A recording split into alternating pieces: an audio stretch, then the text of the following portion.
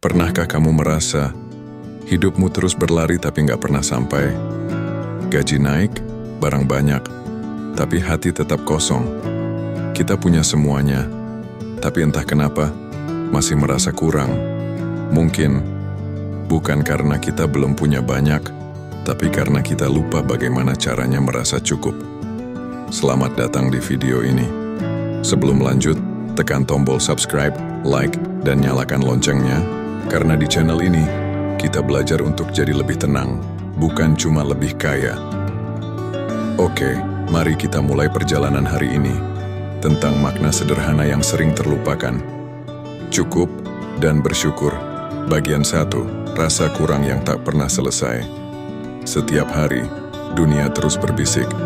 Kamu butuh lebih cantik, lebih kaya, lebih sukses, lebih viral. Dan tanpa sadar, kita mulai membandingkan hidup kita dengan hidup orang lain.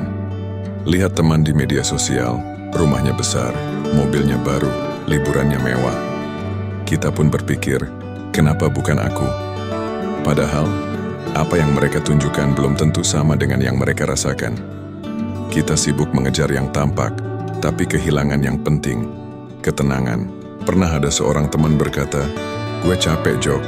Duit ada, tapi hati nggak tenang. Kayak ada yang kosong, tapi nggak tahu apa." Dan saat ditanya apa yang dia cari, dia cuma diam. Karena kadang, kita sendiri nggak tahu apa yang benar-benar kita butuhkan. Bagian 2, makna cukup. Cukup itu bukan berarti berhenti berusaha. Cukup artinya tahu kapan harus bersyukur atas apa yang sudah ada. Cukup bukan soal isi dompet, tapi isi hati. Kamu bisa punya sedikit, tapi tetap bahagia karena kamu tahu rezeki bukan cuma angka, tapi juga rasa tenang. Kamu bisa punya segalanya, tapi tetap gelisah karena kamu kehilangan rasa terima kasih. Orang yang merasa cukup akan tetap tersenyum meski sedang kekurangan, sementara yang serakah akan tetap mengeluh meski sedang berlimpah. Bagian 3, cerita penyadaran. Suatu hari ada seorang petani sederhana di sebuah desa kecil. Setiap pagi ia pergi ke sawah dengan pakaian lusuh dan bekal nasi garam. Tapi di wajahnya selalu ada senyum tulus. Seorang pengusaha kota yang lewat bertanya, "Pak, apa Bapak nggak capek hidup begini? Kalau Bapak mau, saya ajak kerja di kota, gajinya besar." Petani itu tersenyum dan menjawab, "Terima kasih, Nak. Tapi saya sudah punya yang saya butuhkan. Saya punya sawah kecil, keluarga yang sehat, dan hati yang tenang. Buat saya itu sudah cukup." Pengusaha itu terdiam. Dalam hatinya ia sadar, ternyata yang sederhana belum tentu miskin, dan yang berlimpah belum tentu bahagia. Bagian 4, mengubah pandangan hidup. Coba tanya ke dirimu sendiri, kapan terakhir kali kamu benar-benar merasa bersyukur?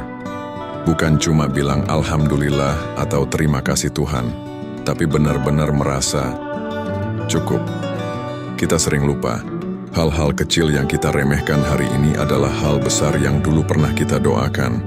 Kesehatan, keluarga, sahabat, bahkan ketenangan pikiran. Itu semua rezeki yang tak ternilai.